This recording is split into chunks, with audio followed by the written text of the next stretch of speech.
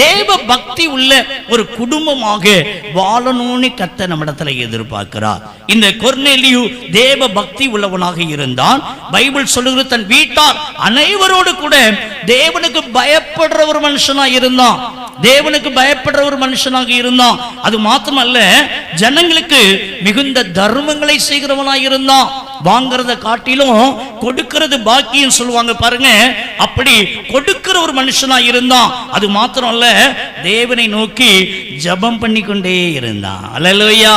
அவனுடைய வீட்டில் ரட்சிப்பின் கம்பீர சத்தம் கேட்டுக்கொண்டே இருந்தது. இன்னைக்கு நம்முடைய வீட்டில் ரட்சிப்பின் கம்பீர சத்தம் கேக்குதா? இன்னைக்கு எத்தனை பேருடைய வீட்டில் கை தட்டி பாட்டு படிக்கிற சத்தம் கேக்குது? எத்தனை பேர் வீட்டில் குடும்ப ஜெப சத்தம் கேக்குது? முந்தைய நாட்கள்ல ஒரு 40-50 வருஷத்துக்கு முன்னாலாம் நீங்க கேள்விப்பட்டிருக்கலாம், அப்படி வயலின் வாசிப்பாங்க. வயதான தாத்தாமாரு நல்ல வயலின் வாசிப்பாங்க. நைட் 9-10 மணிக்கெல்லாம் அந்த வீட்டில் குடும்ப ஜெப சத்தம் கேட்கும். இன்னைக்கு நீங்க பாருங்க, எல்லா வீட்லயும் டிவி சீரியல் தான் ஓடிட்டு இருக்குது. எல்லா வீட்லயும் நீங்க பாத்தீங்கன்னா படம் தான் ஓடிட்டு இருக்குது. இன்னைக்கு நிறைய கிறிஸ்துவனுடைய வீட்டில் பாருங்க, ஏஞ்சல் டிவி இருக்குது, பிளஸிங் டிவி இருக்குது. இன்னும் பாத்தீங்கன்னு சொன்னா ஏசலைக்கிறார் ஊழியத்தினுடைய டிவி நிகழ்ச்சிகள் எல்லாம் ஓடிட்டு இருக்குது. எந்த வீட்டில் ஓடுது? கிறிஸ்தவங்க வீட்டில் 90% டிவி சீரியல் தான் ஓடுது. நிறைய பேர் குடும்பத்தில் பாத்தீங்கன்னா ரட்சிப்பின் கம்பீர சத்தம் அல்ல. என் அன்புக்குரிய தேவனுடைய பிள்ளையே, இன்னைக்கு சினிமா தியேட்டர்லாம் மூடிட்டாங்க. அன்னைக்கு நிறைய வீட்ல சினிமா படம் ஓடுது. என் அன்புக்குரிய தேவ பிள்ளையே, நீ கர்த்தருடைய பிள்ளையாக இருந்து உன் வீட்டுல சினிமா ஓடுதுன்னா நீ சாபத்துக்கு வழிவகுக்கிறானே அர்த்தம். உன் குடும்பம் ஆசீர்வதிக்கப்பட போவதில்லை, சபிக்கப்பட்டு போயிரும்.